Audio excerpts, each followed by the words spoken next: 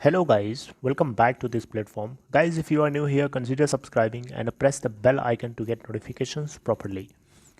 So in this video, we are going to talk about a news related with Central Bank of India. जी हाँ, central Bank of India यानी CBI की हम बात करेंगे इस video के अंदर और एक अपडेट है जो आपको पता होना चाहिए अगर आप इसके अंदर स्टेक ओन करते हैं तो राइट। ओके सो अब देखें यहाँ पे तो एक आपको हेडलाइन दिख रही होगी, Central Bank of India to exit housing finance business to sell JV stake for 160 crore. अब इसका क्या मतलब है? इसका मतलब ये है कि सेंट्रल बैंक ऑफ इंडिया अपने हाउसिंग से रिलेटेड बिजनेस से, जो कि एक जॉइंट वेंचर है, उसको सेल करना चाहता है राइट। तो एक्चुअली में पूरी कहानी क्या है आपको मैं शॉर्ट में समझाने की कोशिश करूँगा। एक फाइनेंस कंपनी है जिसका नाम है CBHFL, यानी इसका फुल फॉर्म है Cent Bank Home Finance Limited. यह एक फाइनेंसिंग और मॉर्गेज कंपनी है, ठीक है, जो कि जॉइंटली प्रमोटेड है। मैं यानी मतलब ये हुआ कि इसको कई लोग मिलकर चलाते हैं। 4 पब्लिक सेक्टर से मिली हुई जॉइंट ये कंपनी है, एक जॉइंट वेंचर है राइट। और पब्लिक सेक्टर इंस्टीट्यूशंस इसको चलाते हैं। उन 4 पब्लिक सेक्टर इंस्टीट्यूशंस का नाम लेना चाहूँगा। सबसे पहला तो सेंट्रल बैंक ऑफ इंडिया ही है, इसके बाद है नेशनल हाउसिंग बैंक, फिर है specified undertaking of unit trust of India, फिर इसके बाद है housing and urban development corporation. ये 4 ऐसी इंस्टीट्यूशंस हैं, पब्लिक सेक्टर इंस्टीट्यूशंस हैं, जो इस कंपनी को यानी CBHFL को चलाते हैं। इस कंपनी के अंडर में जो टोटल एसेट है राइट, सितंबर 30 2020 के क्वार्टर की मैं बात कर रहा हूँ, यानी Q2 की टोटल एसेट जो इसके अंडर में मैनेज होती है 1211.70 करोड़।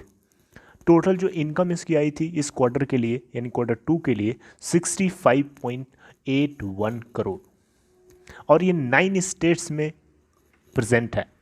कंपनी की जो कस्टमर बेस है, यानी जो कंपनी का कस्टमर है वो बेसिकली इंडिविजुअल्स भी हैं, कुछ एसोसिएशंस हैं, पर्सन के कुछ ग्रुप में एसोसिएशन है, कंपनीज भी हैं इसकी कस्टमर के रूप में, और कुछ कॉरपोरेशनल सोसाइटीज़ हैं राइट।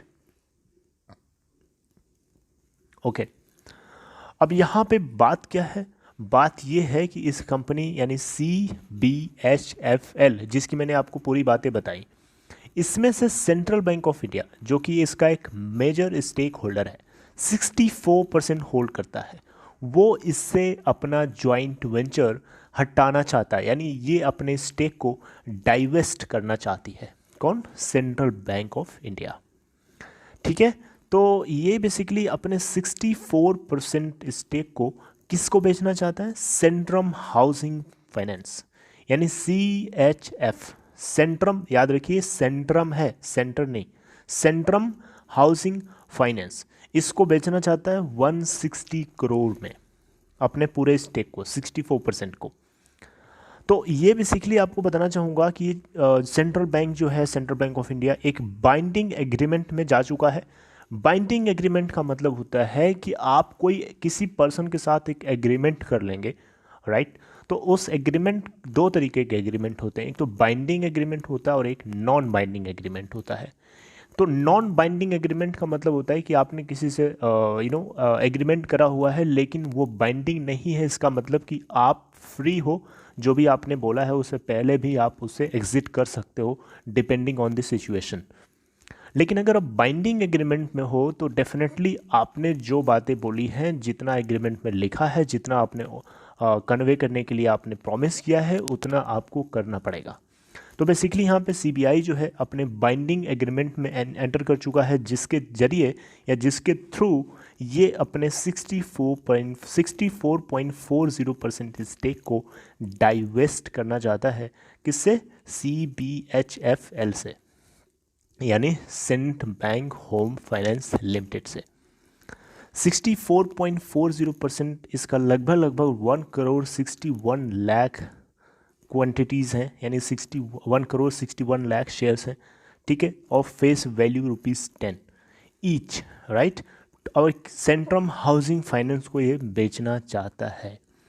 लेकिन सबसे इम्पोर्टेंट बात ये है कि जो भी कुछ ये हो रहा है ये अभी रेगुलेटरी अथॉरिटी से अप्रूवल इसको मिलना बाकी है। याद रखिए बहुत ज़रूरी है अप्रूवल मिलना, बिना उसके ये डील नहीं हो सकती या एग्रीमेंट फाइनल नहीं हो सकता। और ये डील के कंप्लीट होने की लगभग टाइम विंडो बताई जा रही है 2 से 3 मंथ, यानी 2 to 3 मंथ्स में डील जो है कंप्लीट हो जानी चाहिए। तो सेंट्रल बैंक ऑफ इंडिया के अगर आप स्टेक होल्डर हैं तो आपको ये इन्फॉर्मेशन पता होना चाहिए। इसके अलावा मैं आपको बताना चाहूँगा कल के दिन यानी 28 दिसंबर के दिन किस तरीके की सिचुएशन गई थी।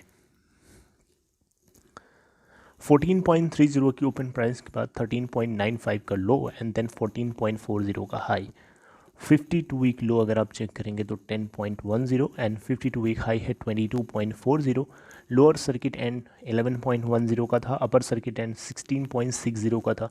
टोटल जो वॉल्यूम ट्रेड करता है मंडे के दिन 4.8 मिलियन यानी 48,40,373, 8,255.17 करोड़ इसकी मार्केट कैप एंड देन 49.05% के लगभग डिलीवरेबल परसेंट है।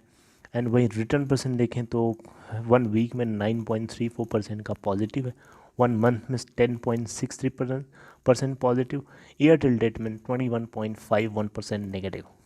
टेक्निकल्स की थोड़ी सी बात करें सो टेक्निकल्स में आप देखें तो ये डेली बेसिस पे न्यूट्रल है, वहीं वीकली बेसिस पे देखेंगे तो आपको ये न्यूट्रल मिलेगा, वहीं मंथली बेसिस पे देखेंगे तो आपको बहुत ज़्यादा ये बेरिश मिलने वाला है। ओके तो ये कुछ पॉइंट्स हैं जो आपको पता होना चाहिए। अगर हम डेली बेसिस पे इसके रेजिस्टेंस और सपोर्ट को भी एनालाइज करने की कोशिश करें तो इसको रेजिस्टेंस 14.45 के ऊपर फेस करना पड़ेगा, उसके ऊपर अगर चढ़ता है then 15.05 and then 15.40। Support level is first support is at 13.50 and then 13.15 और उसके नीचे 12.55 का पाइवोटेड पॉइंट है 14.40। तो ये कुछ अपडेट है, कुछ पॉइंट्स हैं जो आपको ख्याल रखना चाहिए। If you like this please give a thumbs up and if you want to open demat account और trading account then you can click on the link given in description box of this video to open your account in Upstox. Take care of yourself and thank you very much.